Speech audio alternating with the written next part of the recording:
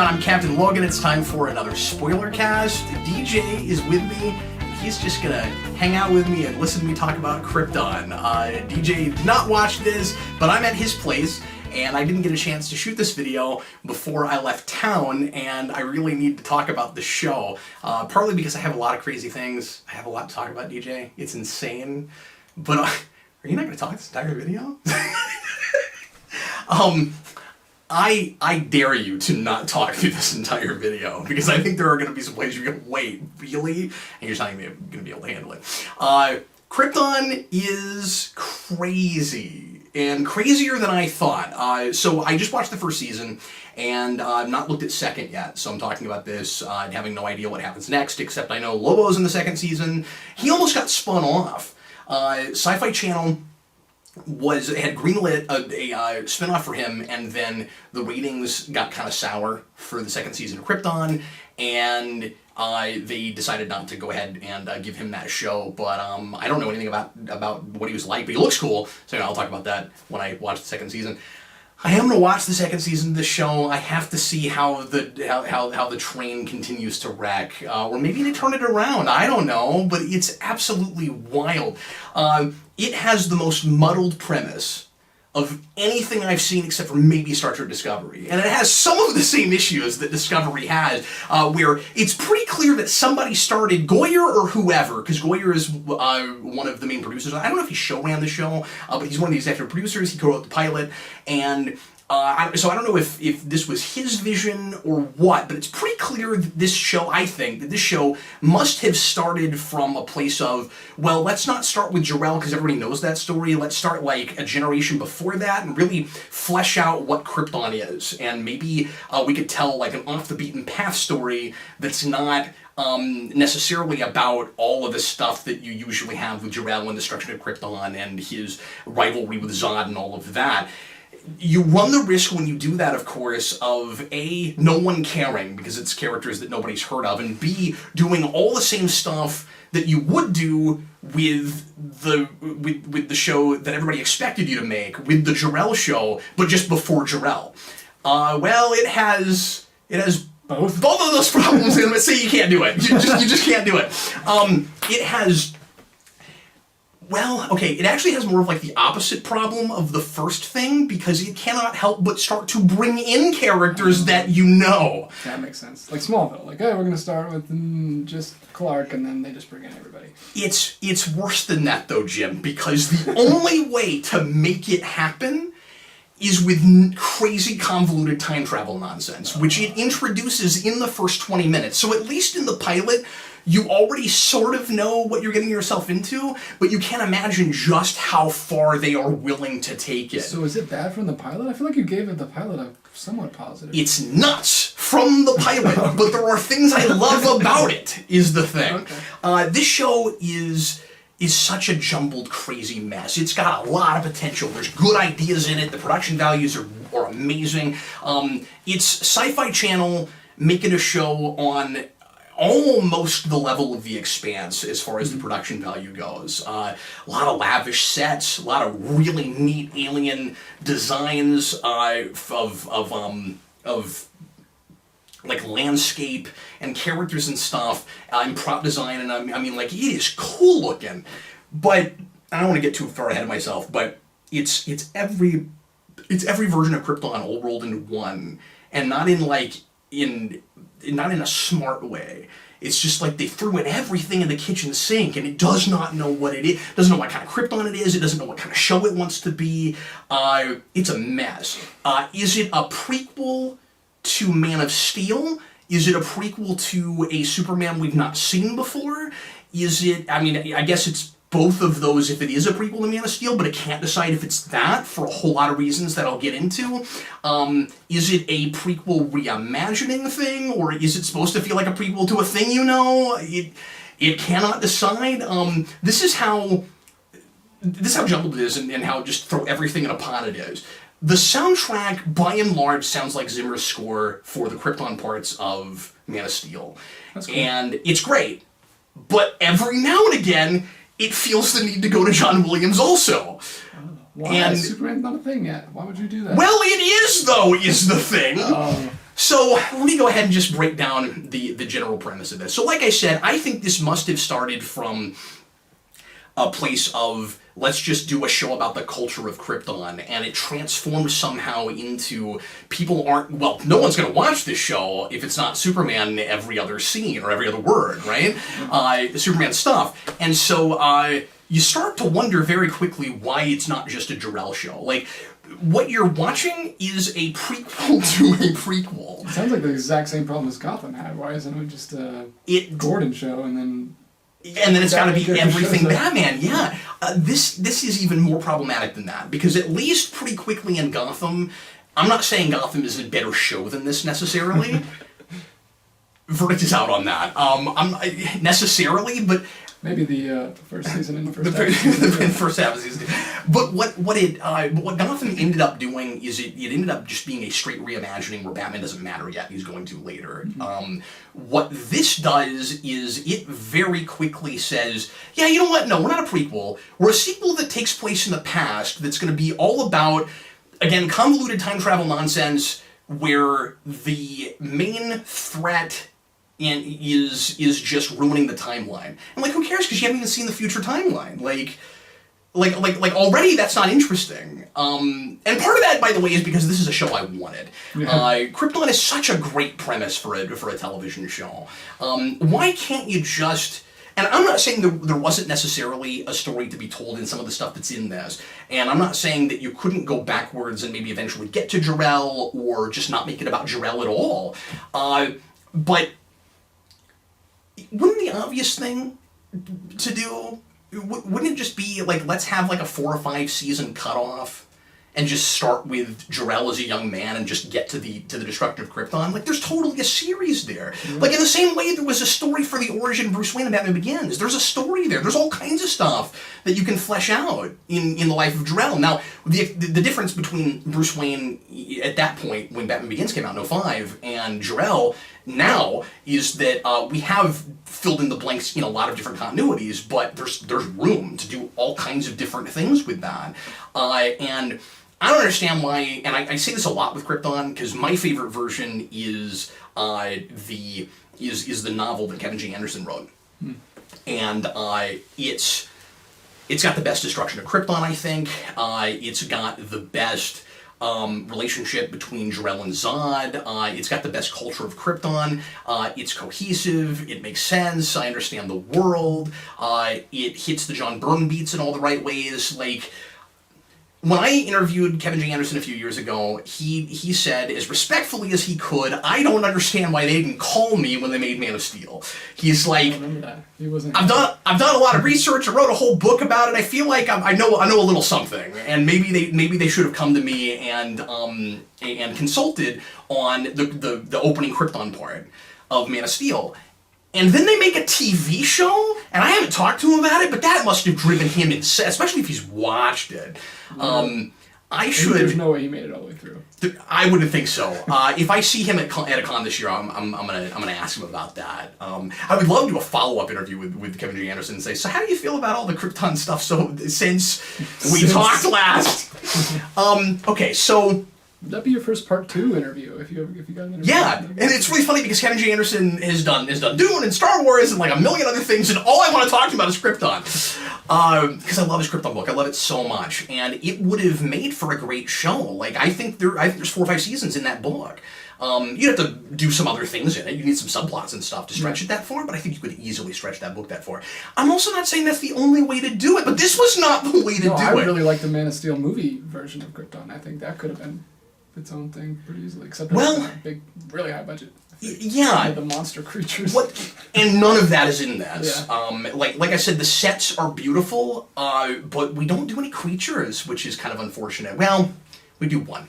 I'll tell you later. Is it still what it is? Are they still making babies artificially? Yes. Okay. But they don't act at all like a society that has that. They're just normal, but that's just their one thing they do. Kind of.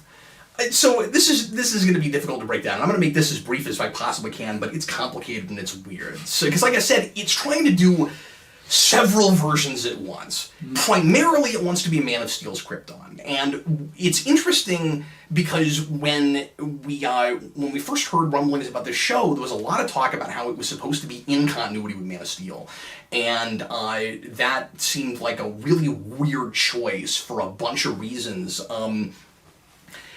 I wasn't sure how there would be a show there because you have a really stagnant culture with a bunch of people who all seem to be more or less programmed to do everything they do. I don't know how there's a show there. Like, Jor-El is the break-in status quo for pretty much, I think, any really interesting story you would want to tell with Krypton. Because, at least in that continuity, because Jor-El and Laura are the first two people who decide to have a natural-born baby, and they start to break what I've always looked at as kind of genetic programming.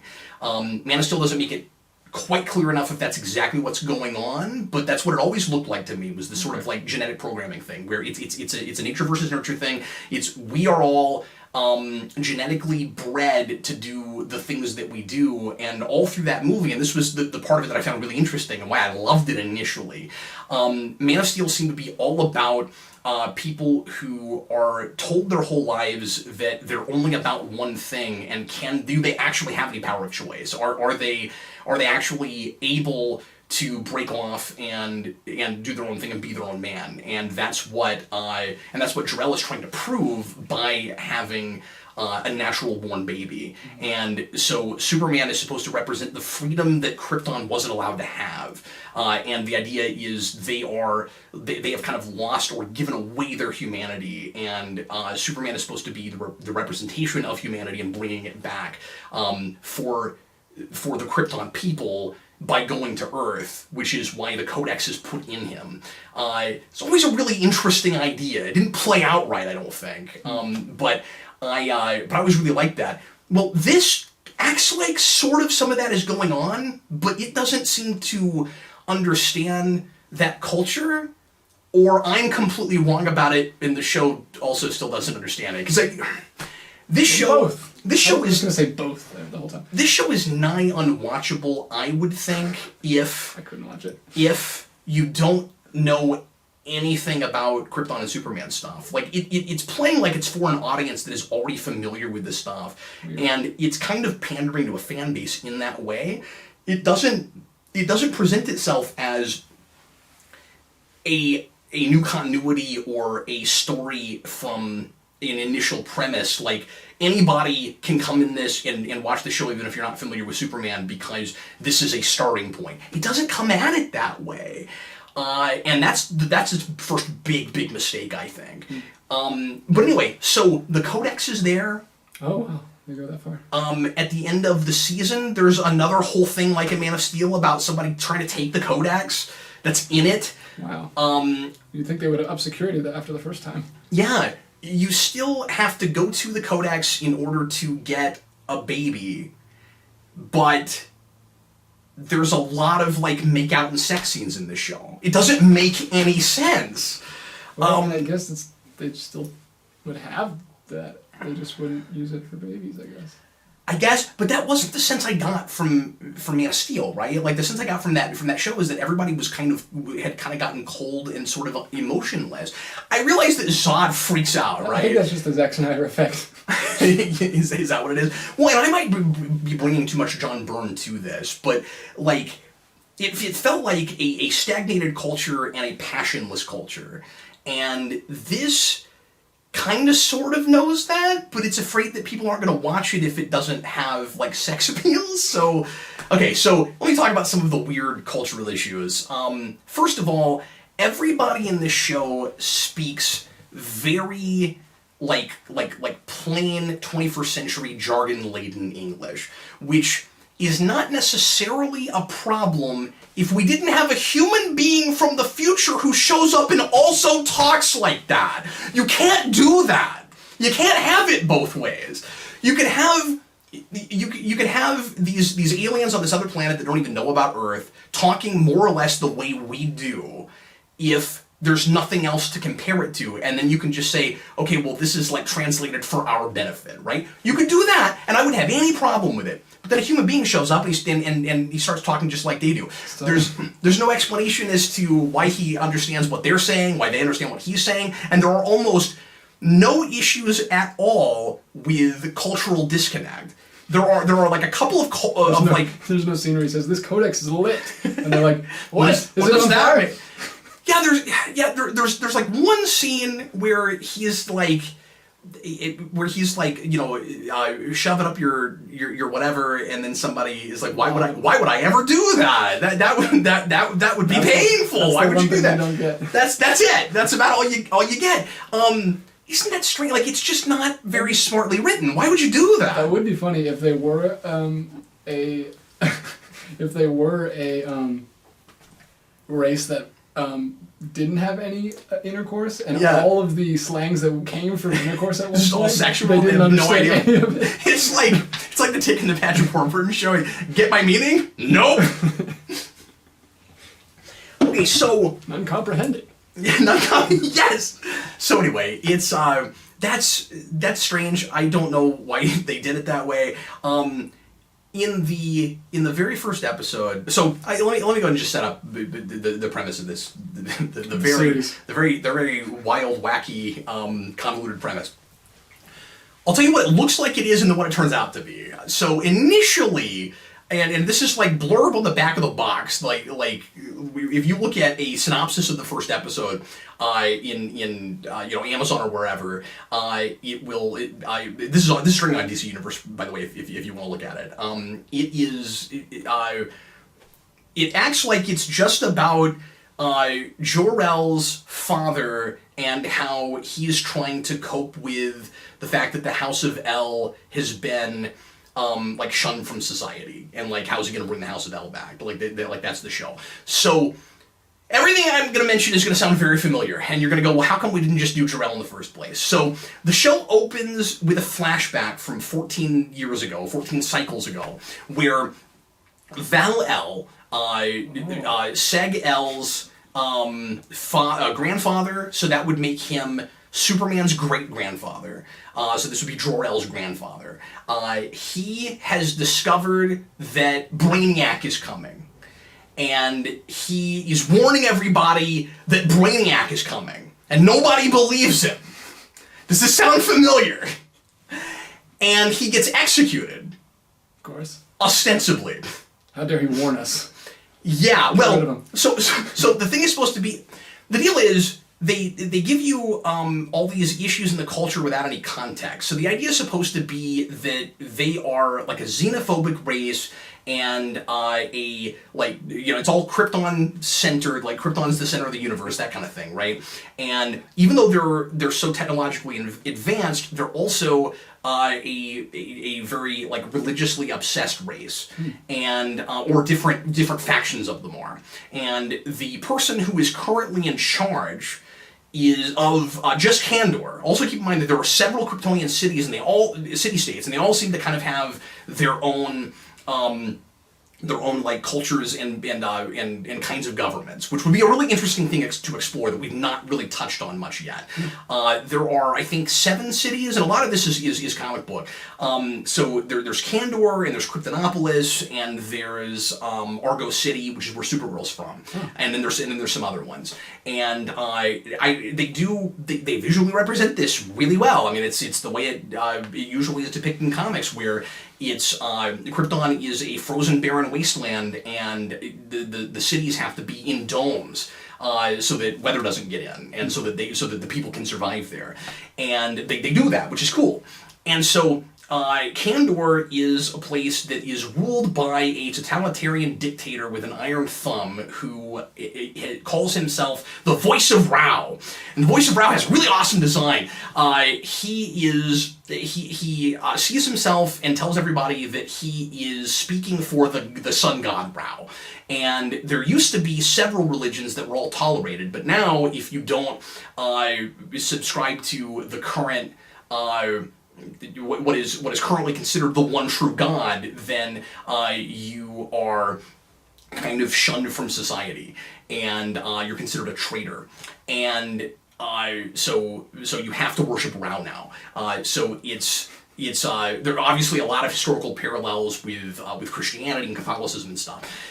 And the voice of Rao doesn't want anybody to believe that there is anything outside of Krypton, because that somehow it takes away from his God, from his belief in his God and the idea that Krypton is the center of the universe. There's not enough context for this, so we don't really discuss why the notion of alien beings threatens that. We just say it's against the law, it's against the rules. So anyway, Val-El has very concrete proof that Brainiac is coming, and nobody, or at least the voice of Rao doesn't believe him, and so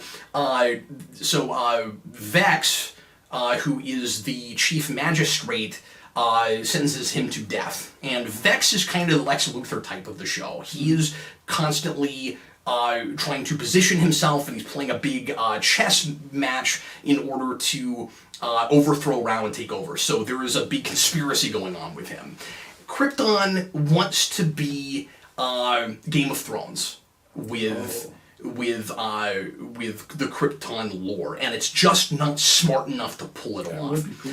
And it seems to know that it is not smart enough to pull it off. So while all of this is going on, well, let me say that so that's all flashback, and then 14 years later we meet Seg-El, who is the main protagonist of the show, and he is now rankless. There's a social caste structure, and if you are rankless, it means that you don't have a family crest, you don't have a house anymore, and you essentially don't have any freedoms. You don't really have any rights. So the Sagittari, who are the who are kind of the minions of Rao, kind of because it's sort of a police state. They can come after you for anything they want to, basically. And so he's now one of them. But Vex thinks that by giving Seg rank again in his house, that will somehow help him obtain power, and so he's trying to bring him into his house, and it's all involved, but not as interesting as it ought to be, and a lot of it just doesn't really make a lot of sense to me. It's very plotty. It's very, very plotty. So you can see how there's a lot of potential in some of this. I mentioned that Rao looks awesome, or the voice of Rao. He's got a 6-headed mask that he wears, and it's really super creepy looking, and every face is the same. And then he's got this big long white robe that has Kryptonian writing all over it, and his acolytes also wear those robes, but then they also have to wear they also have to have the symbols also like drawn on their face all the way across. And it's super creepy looking, it looks awesome. And I would love to cosplay that. If only I liked the show better. I might do it anyway, but but it's cool. So we have, let me also mention, I should have said this earlier when I was talking about more cultural stuff, but we have both kinds of Kryptonian writing. We have the crest, so the crests are the type of writing, the type of pictographs that you saw in Man of Steel. But the main language that everybody is using is the language that was invented for Krypton, for Smallville, which has subsequently kind of become considered like the language for Kryptonian, and we use it in comics and we use it everywhere now. I can see how you could do a blend. I think the show should work harder at it because it's just not talked about enough, and that's a lot of my biggest problem with the show is a lot of stuff just not talked about enough. So we got what looks like kind of a political drama and kind of a conspiracy thriller. And then all of a sudden we bring in the time travel stuff. And suddenly Adam Strange shows up from the future. And he tells Seg-El that Brainiac, this is what he thinks has happened. It's very confusing at the beginning. And it doesn't get any better even when you know what's really going on. But he shows up and he says that Brainiac is going to mess up the timeline, and somehow by coming down and capturing the city of Kandor and bottling it, that's going to make it so that what's that? Nothing. That's going to make it so that the series this early back. Yeah, and I don't mind that being early. Like, I think bottling the city of Kandor can happen kind of at any point. Yeah. Maybe like that's not that big of a deal. But like, you could have made the whole season just about that and then let it happen. But that's not what we did. So, somehow Superman is not going to exist. He thinks if Brainiac bottles the city of Kandor, which immediately sends up red flags for me. I'm like, wait, so Brainiac's a time traveler now? Like, is he from another time? What's going on? It is like 5 episodes in before we realize that Strange is simply mistaken. And so Superman apparently is who sent him back in time. And he's just a screw up. Do we get like an off-screen, like from Supergirl season 1, where it's just like a shoulder? No, thank goodness. Go. But it's almost worse than that because of what they do with the cape. Have I told you about the cape? I have not heard about the cape. Okay, so because when the pilot dropped, I watched like the first 3 episodes and I've talked about the cape thing before, but I'll mention it again here, of course, because I get to talk to you about how the cape thing pays off at the end. It's insane. So we find out later on that Strange is just a screw up and basically left mid-sentence while Superman was telling him that he needed to go back and stop something from the past. I need you to go back in time and, okay. All right, and he just leaves, apparently. And it turns out that he was sent back to stop... Lois is the key. It turns out that he was sent back to stop something else. That's what I think Flash did. He just left before whoever told him the key to what. So he just said, Lois is the key. I don't know. Yeah. So, yeah, no, I got that reference. So, before I reveal the thing that he was actually going back to stop, let me tell you about the cape, because these things are related. So, he brings back Superman's cape, and they go to Val-El's Fortress of Solitude, because Val-El has the Fortress of Solitude. He also invented the technology that allows you to put your consciousness in a hologram. He's done all the Jor-El stuff before Jor-El. In the first 2 episodes, we know about the Fortress, the hologram technology, and the Phantom Zone. Wow. By episode 6, we know about Doomsday. They do everything very quickly. So, he brings back Superman's cape.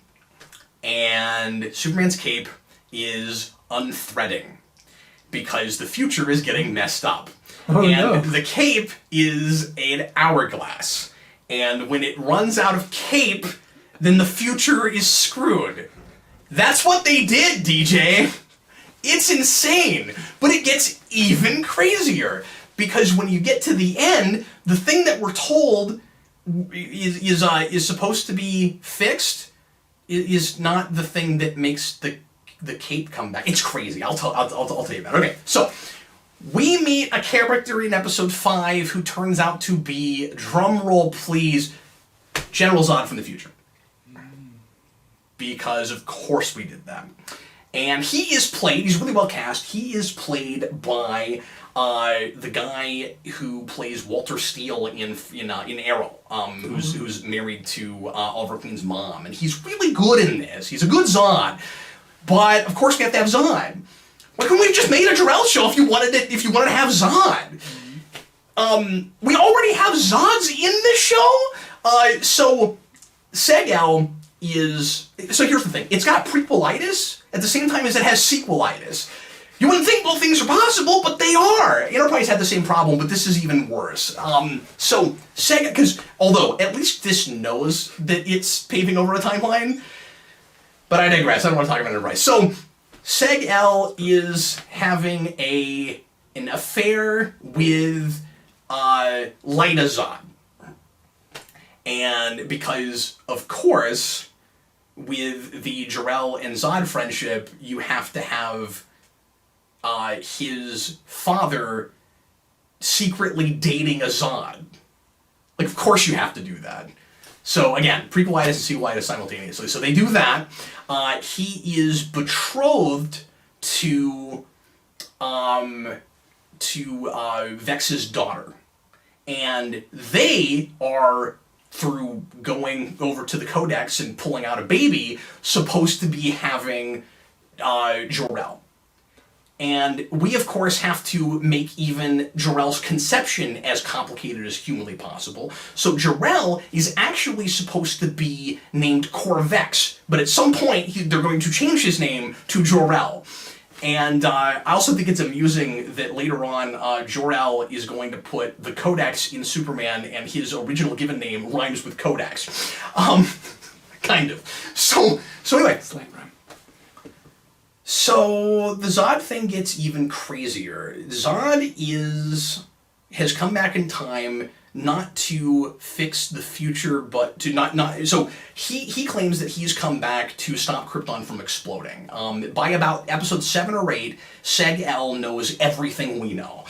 He knows that if you go to Earth, you get superpowers. He knows that his father, he knows that his son is supposed to send off Superman in a rocket, and he knows that his planet is supposed to be destroyed.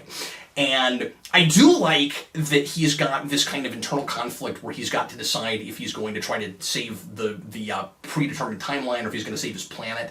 And he kind of teams up with General Zod against some other people because he thinks Zod is the only person that can help him save his planet. And I kind of like all of that to some degree.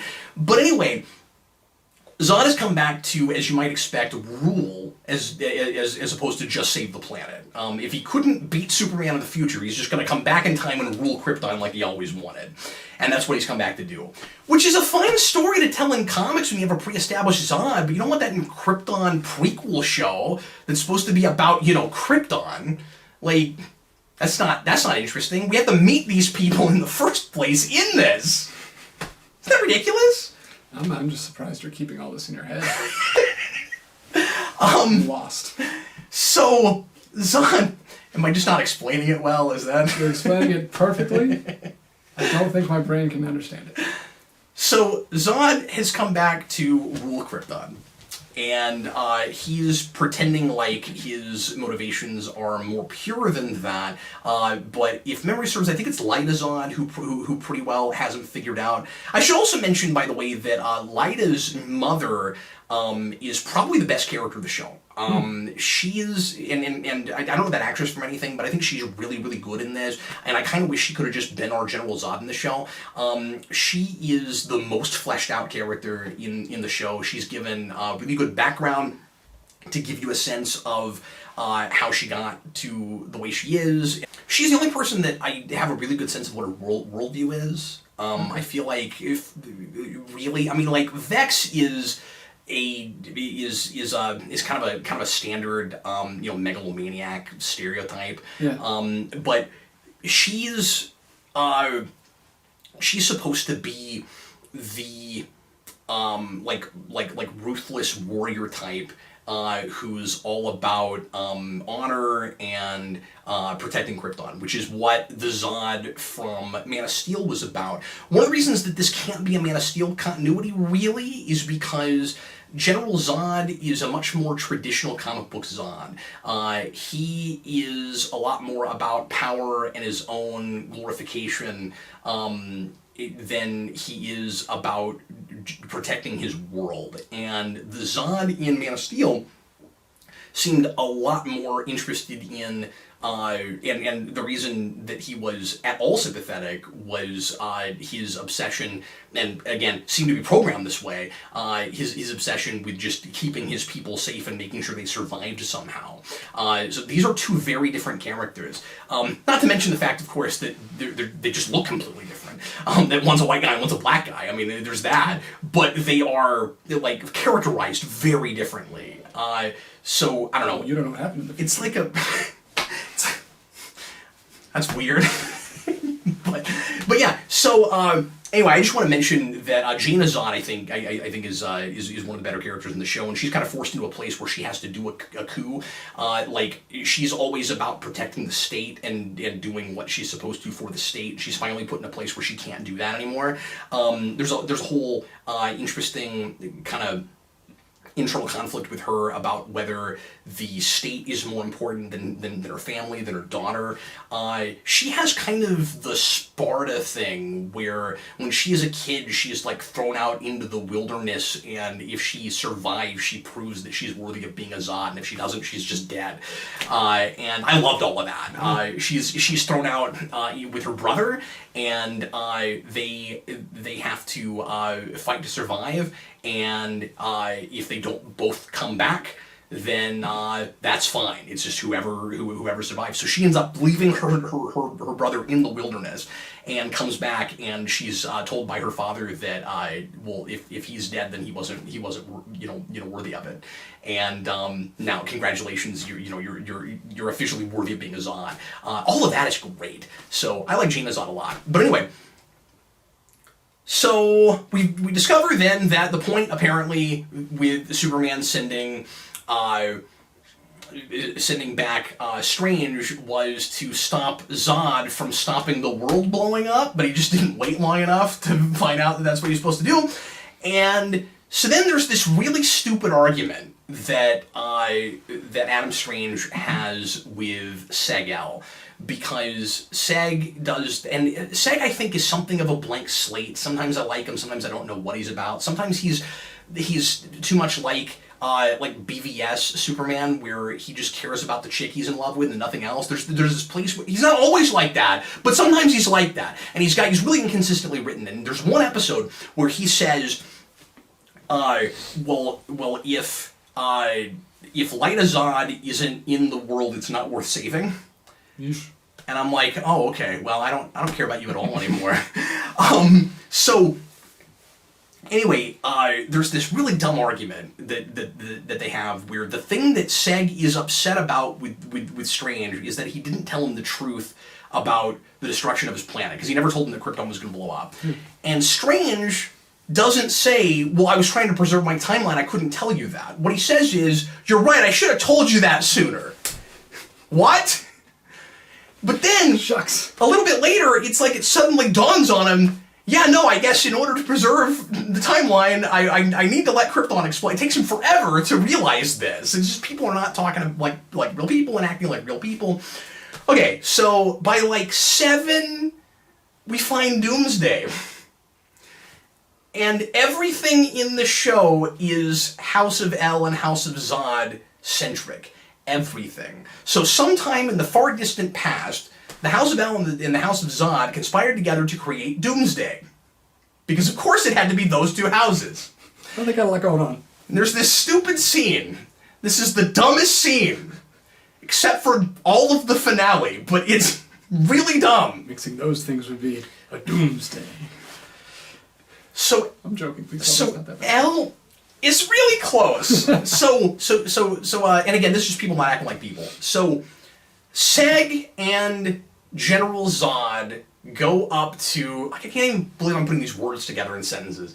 They go up to a big door that's got a big symbol on it, and behind this door is supposed to be a weapon that they think they can use to stop Brainiac. And they look at the symbol, and they can't tell what the symbol is, but it's like really obvious what the symbol is, because it's a combination of the symbols of the House of El and the House of Zod. Like, it's really obvious that that's what it is. It's a S in a Z. That's what it is. And Zach looks at Zod and he goes, you ever seen that symbol before? And Zod goes, no, I don't recognize it. And I'm like, oh, everybody has a British accent in the show, which I do really appreciate, by the way. And so they look at it for a minute, and then Zod's like, or something. I think it's Zod. Yeah, I think that's it's a blend of our two houses. Oh my God, you're so dumb. There's something that Seg was told earlier about the House of El and the House of Zod having to come together. And we pretend like he's brilliant for coming up with things that are like really obvious. This is like a first level puzzle in a Tomb Raider game, right? And he's like, He's like, somebody said something about the blood of El and the blood of Zod. I know. I'll just cut my hand and have blood come out. And then the blood comes out on the thing. Because, we do this in everything now, right? You have to have, like, the trickle of blood. You have to get out a knife and be like, oh, man, that looks like it hurts. You gotta have, like, the little trickles of blood that, like, open the door, right? You always gotta do that. And this acts like everything. Like, it's the first time that's ever been done. And then they just look at each other. It's like, nothing happened. What do we do? And then Zod's like, I know! I'll cut my hand! And trickle some blood, and then it opens! Duh! What did they think the symbol was for? It's like watching an episode of Sag and Zod can't play, man. Because they can't. So, just wait. Sounds like a Blue's Clues episode. Like, I'm waiting for them to turn to the screen. What do you think we should do?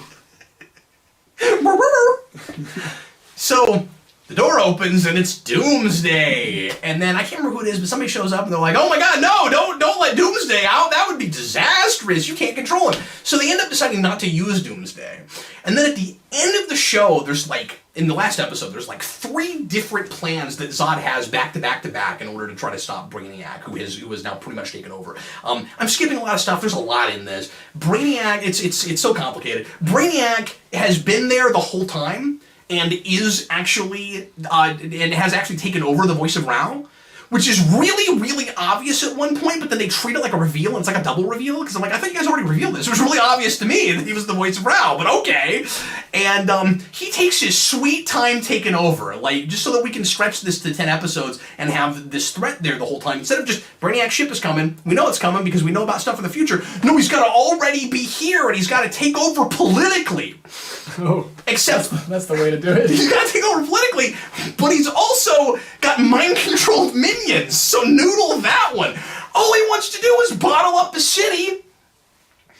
It's not that hard. He's got technology that nobody else does. They can't do anything to him. He's like way more advanced than them. I don't know why he does it politically. I think there could have been a really interesting story there about how but this is too simple for the show, I guess, where like everybody's complacent because they're all worried about the class warfare and about the religious dogma and everything, and because of the ways the culture has stagnated, it makes it easy for Brainiac to come in. That's all it had to be. I mean, that would have been fine. But instead, he's got to like take over politically, and there's no reason for him to do that. He's too powerful. So he's working on his sweet little time taking over, and General Zod later on is going to be like, let's use Doomsday, and then Sag's like, no, remember that guy that said we probably shouldn't do that.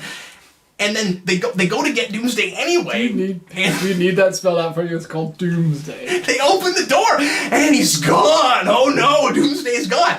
And Legazod or somebody, I can't remember, has taken Doomsday, and I think there's like an underground resistance that I haven't even talked about that's run by a lady named Jax-Ur. Gender swap? I don't understand that. Well, Jax-Ur has been a lot of different things, but I don't know why they chose that name. Jax-Ur is sometimes a stand-in for Zod. Like, if you don't have the rights to Zod, you call him Jax-Ur. And he's been all kinds of different things, and this time they were just like, well, there's a name somebody's heard of. We'll call her Jax-Ur. And she has, like, a different given name, but that's what she changes her name to when she takes over this underground. And anyway, so I can't remember if it's her that's got Doomsday. It's all running together now. But anyway, it doesn't matter because at the end of the show, Doomsday has gotten loose and he's going to be one of the threats for season 2, because I know he's in that. And their Doomsday is actually a guy in a suit, and it's amazing. Whoa. No, not in the show. In the show. Well, no, I mean, but it's not just CG. It's actually played by a guy in a suit. I thought you meant the guy came running out in a suit like, hey! It's CG enhanced, so it does look pretty CG, but it's a guy in a suit. That's cool. And it's kind of... Does he have the green shorts? Yes. Are you serious? I've seen a screenshot from season 2, and he does indeed have the green shorts. That's amazing. It's insane. Yeah, so I kind of can't wait to talk about that. And like, I don't know, I'm excited to watch more of the He's show. going to make a trip back here so I can sit here and listen to season 2. I'm just going to put you on a monitor in the background. So TJ's here just to listen to me ramble about the show again. This is how I'm going to get all the information from the show, because I'm not going to watch it. Yeah, and I'm sorry this is taking so long. There's just so much in this. I don't know how else to do it. So the... I'm sorry. I'm gonna wrap up as soon as I possibly can. No, it's good. So the do we need to stop? No, I was just amused by how long we've been talking. I'm sorry. I should never say the word brief. I should never ever say that. So. Alright, so you're briefing me? They were going. So they were going to. So Zod was going to use Doomsday, but Doomsday is gone. So Zod has like 2 or 3 other plans in his back pocket. Oh, that's good. And I'm trying now to remember what they all are because there's so much stuff going on in the show. Dark side. But I know this is great. I'm just gonna jump to the last episode now. So Brainiac is basically taken over, and he doesn't look like there's any way to stop him. And Zod's like, well, I don't know how to stop him, but I know someone who might. Vex L. Well, Vex was killed 14 cycles ago, though. Remember? Nuh-uh. He was with me in the Phantom Zone. So then they go back and they add to the flashback from the beginning, and you see they open up this like vortex thing. I don't know why they don't just shoot him in the head because they have laser pistols, but they don't. They have blasters. They just do this elaborate thing. I guess they're trying to make it painless or whatever. What they're really doing is trying to give an opening for this character to be able to go into the Phantom Zone because the show wants him to do that. So this big thing opens, the big vortex opens, and I assumed in the first episode it was the Phantom Zone in the first place, but apparently it wasn't. It's like, no, he's dead. So they send him in, and then they do a cut that you didn't see before, and he's got this little device. And he presses a button on the device, and they get sucked into the Phantom Zone, and I'm like, so wait, you're gonna execute a prisoner, and you're not gonna make sure he doesn't have anything on his person? How does he have that? I don't want to know where he had that. Like where did he have it? So he was in the Phantom Zone. Here's the thing. It's not all that satisfying dramatically that it turns out that he's still alive, because we've been interacting with his hologram construct the entire season. This has been a regular character in almost every episode of the show. It's like a Jor-El-type hologram. Yeah. But the real guy is in the Phantom Zone, so like we gotta go find him. I'm like, wouldn't it have been cool if we never saw that guy the whole show, and then now we're finally gonna meet him? No, we've seen him the whole show. He's in the Phantom Zone. When Zod goes and gets him and brings him back, he looks no more the worse for wear. Like he's basically the Phantom Zone's really just a lobby. You know? Yeah, but they act like it's like really dangerous and really horrible and like frozen wasteland and everything. Yeah. But, so it's not this one? No, it's not that one. It's the Frozen Wasteland from Smallville? Yeah, it's that one. So when, I guess the Phantom Zone is just Krypton if it doesn't have cities in it. I guess. So he goes, oh, Zod, I hate you. I don't want to help you with anything, but I guess I better so that we can, stop Brainiac. But he's like, well, there's no way to stop Brainiac. I saw the fermentations where you tried Doomsday. Don't do that. He says that. He's like, Doomsday's a really bad idea. He's like, I got no ideas. There's no way to do it. But Zod is apparently a super genius because, and when you're in the Phantom Zone, you're able to somehow look out of the Phantom Zone and see different cosmic possibilities. Have we been using this a lot lately? Is it just me, or have we been doing a whole lot like Endgame does it? Like we've been doing so many of these scenarios where we're told that there's only one possible way that everything can be saved, or there doesn't seem to be any way that it can be saved, and then we go off and find it. Like we've been doing this a lot lately, right? Yeah. So he's like, there's no way to do it, and then Zod uses the most obvious way that this guy didn't think of, and neither did anything in the future apparently. Guess what he does? And this is, by the way, hilariously how oh my god, I just thought of this. Brainiac in Season 5 Smallville is beat the exact same way. Oh no.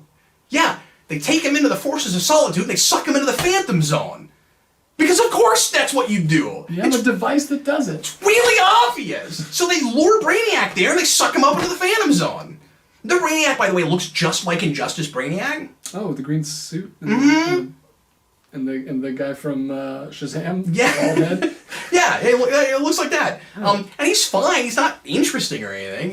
He doesn't really have much of a worldview except I want to collect things, and this planet was easy to take over because there's too much infighting. Like that's about all he's got. But yeah, so he gets sucked up. Okay, so remember the Cape? Yeah. Remember how the Cape? Oh, I thought you were asking me if I remember the TV show The Cape that only got one season. Remember that? Because I do. Remember the Superman cape from the pilot that's disintegrating? Well, okay, so the reason the cape is disintegrating, we were told later, is because Zod's going to come back and mess everything up, right? Yeah, unraveling. Right. But, so, in order to make sure that Superman exists, because there's this whole discussion constantly from Strange, who I won't go into why, but he's now in the future.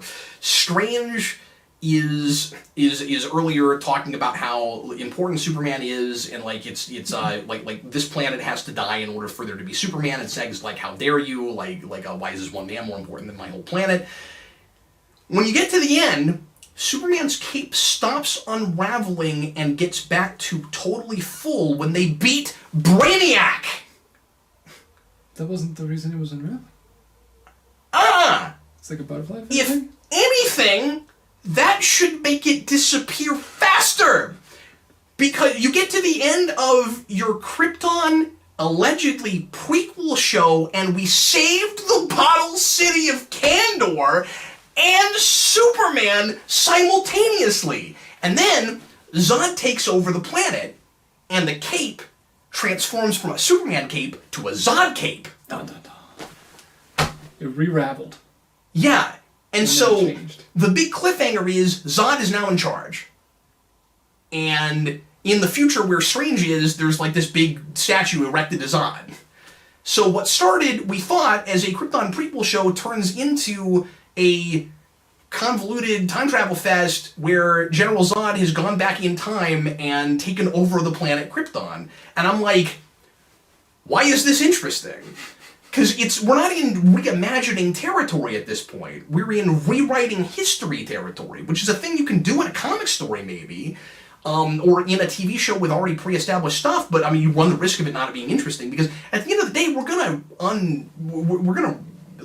restart everything, right? We're gonna hit some kind of a reset button, right? That's actually a cool idea if we did a superhero show that started like that from the beginning. Well, you have to start with it. You can't watch a whole season like that. Like Man in the High Castle. What if we did that with like a big superhero thing that everybody knows? Look, if the last episode was the first episode, that's cool. That's potentially cool. But the whole show, but then you have like an Injustice situation, it's just an Elseworlds thing. And that's fine if that's your show.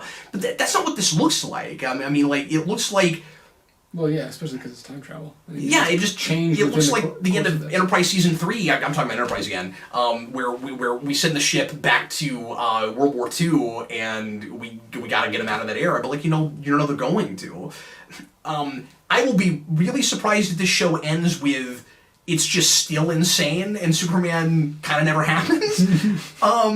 But it got canceled, and I don't know if they had a chance to really make a last episode, or if it also ends on a cliffhanger, because I haven't seen 2 yet. So I want it to get even more insane. Just go the Gotham route. Yeah, I want it just to get crazy. But are you baffled?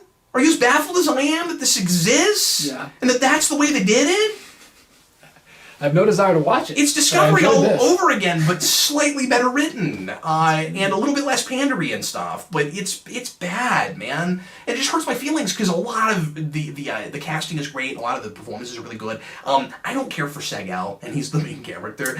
But Lyta is fine. He has no chemistry with either of his love interests, and they remain his love interest the whole way through. It's not a love triangle. It's more like. It's more like he's dating both of them simultaneously, and the show was fine with that. Yeah, I guess. Because they don't know. Well, and I didn't drop the biggest bombshell. I forgot to tell you about this. There's other things you don't know. Here's the biggest bombshell. I'm going to tell you a thing and see if you can work it out. Oh, great. It turns out that I'm sorry for making you sit here through this whole thing. I didn't know there'd be a quiz at the end. There's this part. So I told you about both Zod and Segel having to drop their blood and open the door, right? Mm-hmm. It turns out that Zod didn't need Segel. So he is a Zod and... He's both. They made him Superman's brother in this. Whoa. Yeah, so it also wants to be a reimagining all at the same time. So Seg-El got with both of his love interests and had both of these kids. But what I don't understand is, you don't have children naturally. So he somehow got the government to let him pull 2 kids with different women out of the codex? Like, I don't understand that. It plays like, look at him. He's a player. He got with 2 of these chicks, except it's not how this world works. Yeah, you both have to go to, like, the bank and put in your genetics, don't you, to make the baby? So the only thing I can figure, except we've changed the timeline now, like, I don't know how it happened the first time around. The second time around, I imagine he just goes to Zod and says, okay, for you to be born, I'm going to need to pull this out of the codex. Is that okay with you, General Zod, who I'm now bowing before because I have to kneel before Zod? Wow. Isn't that really, really bizarre? But they did it. That's what they did. Bizarre? Mm-hmm. General Zod says both kneel before Zod right at the end. Okay. I do love that guy's delivery of kneel before Zod. See, there's Does he stuff say, about I will find him? He does. I was joking. He says, I will find it, and I can't remember what the context is, but I think he might...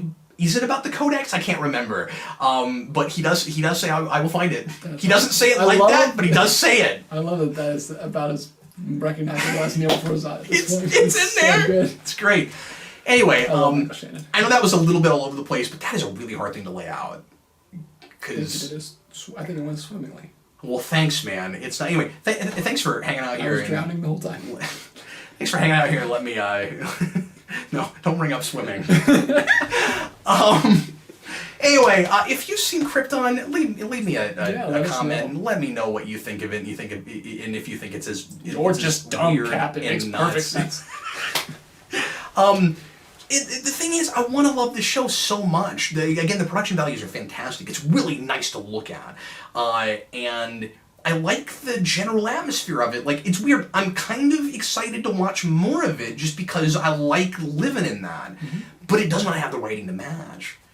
And it does not know what it wants to be. And I would just love to know, because I haven't looked too hard into the production of this, and I don't know if this information is even available. I would love to know how compromised this is, and whose bright idea it was to turn it into a sequel that takes place in the past like it is. Because it doesn't look like it starts in that place. Again, it seems like exactly the Discovery thing, where it's like Fuller just wanted to make a show that took place in this time period, and then now we got to throw the not the Phantom Zone, the Mirror Universe into it, and now we got to do a Section 31 and everything, and this has that too. Anyway, it's nuts. Yeah, sounds like. But I will watch too soon. 10. 10 episodes. That was only 10 episodes. It was, yeah. Season 2, I mean, you can't say it's not dense, I guess. Season 2 is also 10 episodes. It releases on... So that show's already been canceled, so this is kind of old news. But Season 2 hasn't released on Blu-ray yet, and that comes out on January 15th. So just after it comes out, I'm going to binge it and do another video. So cool. Leave your comments, guys. I mean, I thought it was weird after the first 3 episodes. Oh, sorry. There's one more big thing I meant to mention at the beginning. Well, and this isn't even about the show. I just wanted to, because I think this is so weird. Actually, two little things. First of all, this show is so insane. When I finally finish Crypto Freaks, I want to do a commentary show on it, and I want to call it Krypton Freaks.